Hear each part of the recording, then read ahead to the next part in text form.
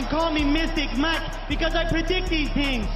Aaron Pico takes on Patricio Pitbull this Saturday at UFC 327, and Pitbull coming off of a win over Dan Ige by decision back in July of 2025. Before that, lost to Yair Rodriguez in April. Was supposed to be fighting Losang Keita back in September, but Keita came in overweight, and Pitbull said that didn't want to fight him, which you got to respect. Wish he would have fought him though. But now taking on Aaron Pico, who made his UFC debut back in August of 2025 against Lerone Murphy, and was looking good up until he took a spinning back elbow straight to the dome and got put out cold, which is pretty typical of Aaron Pico, getting chinned in spectacular fashion. Had 2 KOs back in Bellator. Extremely dangerous on the feet, tons of power, super athletic, Golden Gloves boxer.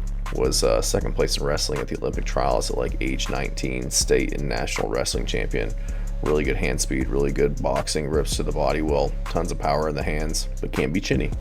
And taking on something like Patricio Pitbull, who's been a champ over in Bellator, very dangerous everywhere, very high level jiu-jitsu, black belt, one of those guys who said that he would have pursued jiu-jitsu full-time if there was more money in it, which there obviously isn't, but he's also dangerous everywhere. Great calf kicks, good striking, power, patient pressure, likes to pick his shots, fight at a measured pace, at times doesn't put enough volume out there and can kind of get behind, and seems to be lacking urgency at times. Think about becoming a member. It's $2.99 a month. Just click that join button down below. Just helps to support the channel. You also get a little bit exclusive content like full card breakdowns, some betting analysis on DraftKings, and we'll start to add some more exclusive content down the road. So again, thanks for the support, guys. Back to the video. Lost to Yair Rodriguez. Not a great look. Had a pretty lackluster performance over Dan Ige to get the win. And now taking on a young and hungry guy in Aaron Pico, who's going to be 11 years younger, going to be the bigger guy, 2 inches taller, going to have about a 3.5 inch reach advantage. I think he's going to be the more explosive, more dangerous guy at this point in his career.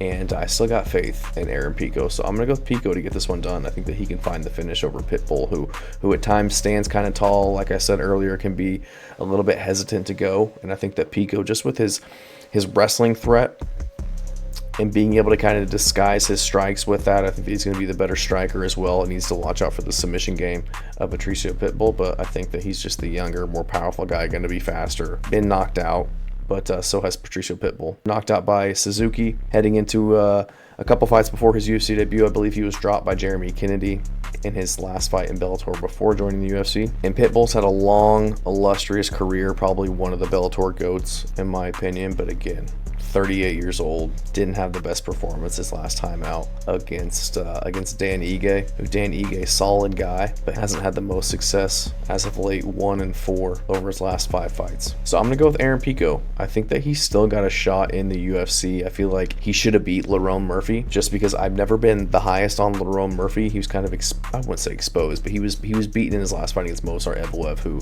did more striking than he should have at the beginning of the fight. And I felt like Pico going into this one was the better striker, had more power, and definitely had the wrestling advantage, because he struggled with a takedown defense in the past. And I feel like, I don't want to say it was a fluke, because Murphy timed it very well, but if they fight 100 times over, I don't think that's going to happen again. Could say it's a fluke, and Pitbull does have a puncher's chance in this to find the chin of Pico, but I just think Pico's a little too good. I think he's going to be a little bit better everywhere at this point in their careers. I think he's got more finishing potential wherever the fight goes. And I think that he can dictate where this fight takes place with his wrestling and his boxing. Get on the gas early, get on the forward pressure, utilize his youth, his athleticism, his reach advantage. And I think he can get this one done. I think that he could finish Pitbull. I think he could find the KO, but he's also been to several decisions in the past, so he's able to, he has the cardio to go to the distance. And at this point in Pitbull's career, edging a win out over Dan Ige, losing to Yair Rodriguez, who I don't think is the best guy in the world, I'm going to go with Aaron Pico in this one to get it done. So Aaron Pico by KO or decision. Pico is -300 favorite. I would think it'd be a little bit closer to -200, given Pitbull's pedigree. Has more momentum coming off of a win. Pico coming off of a pretty bad KO. What was it, eight months ago? Which is good. I like to see that he's taken. I like to see 6 months. I think he's taken 8 months off. But yeah, I get it. -300 for Pico. So Pico by KO or decision. Thanks.